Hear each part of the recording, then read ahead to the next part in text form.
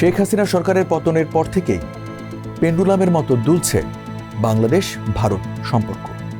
মাঝে সম্পর্ক স্বাভাবিক করতে নানা দেন দরবার করা হলেও সম্প্রতি বড় জায়গা করে নিয়েছে তিক্ততা। এ অঞ্চলে ভারতকে পাশ কাটিয়ে ত্রিপক্ষীয় জোট গড়ার চেষ্টা চলছে।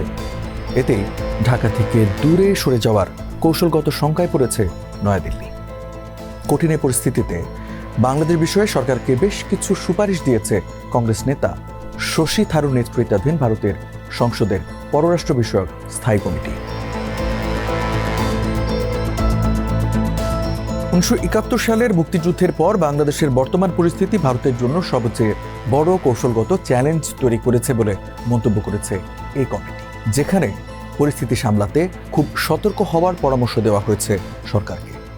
এছাড়া বাংলাদেশের সাম্প্রতিক অস্থিরতার পেছনে বেশ কয়েকটি কারণ তুলে ধরা হয়েছে।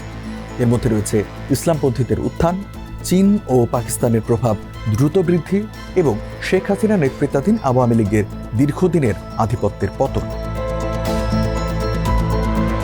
এই কমিটির মতে 1971 সালের চ্যালেঞ্জ ছিল অস্তিত্বের প্রশ্ন, মানবিক সংকট ও একটি নতুন রাষ্ট্রের জন্ম।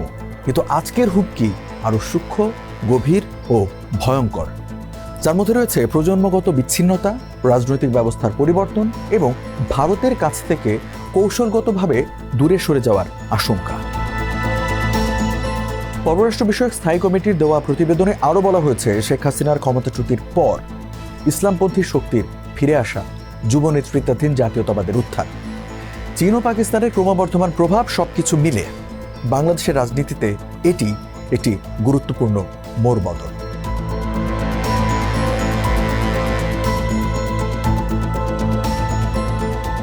ভারত বাংলাদেশ সম্পর্কের সাম্প্রতিক অস্থিরতা নিয়ে সতর্ক করেছে ভারতের পররাষ্ট্র বিষয়ক স্থায়ী কমিটি।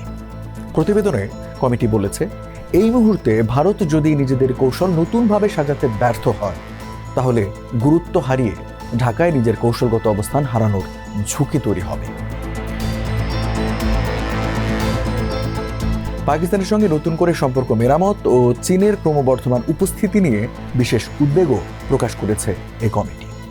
বিশেষ করে বেইজিংয়ের অবকাঠামো উন্নয়ন, বন্দর নির্মাণ এবং প্রতিরক্ষা সহযোগিতার উদাহরণ হিসেবে মোংলা বন্দর সম্প্রসারণ, লালমনিরহাট বিমান ঘাঁটি ও পেকুয়ায় সাবমেরিন ঘাঁটির সক্ষমতা বৃদ্ধির বিষয়টি তুলে ধরা হয়। এরপর সুপারিশ হিসেবে কমিটি জানায়, বাংলাদেশে কোনো বিদেশি শক্তি যেন সামরিক ঘাঁটি স্থাপন করতে না পারে সে বিষয়ে কড়া নজরদারি রাখতে হবে এবং উন্নয়ন, যোগাযোগ ব্যবস্থা এবং বন্দর অ্যাক্সেসের ক্ষেত্রে ঢাকাকে তুলনামূলক সুবিধা দিতে হবে। বাংলাদেশের রাজনৈতিক পরিবর্তন নিয়ে অবস্থান তুলে ধরে ভারতের পররাষ্ট্র মন্ত্রণালয় জানিয়েছে, ঢাকার সঙ্গে নিয়মিত যোগাযোগ রাখছে দিল্লি। বাংলাদেশের অভ্যন্তরীণ পরিস্থিতির প্রভাব যাতে দ্বিপক্ষীয় সম্পর্কে না পড়ে, সেজন্য সব ধরনের চেষ্টা করা হচ্ছে। ভারতের সঙ্গে বাংলাদেশের সম্পর্ক এমনভাবে গড়ে তোলা হয়েছে যাতে দেশটির অভ্যন্তরীণ রাজনৈতিক পরিবর্তনেও এই সম্পর্ক টিকে থাকে।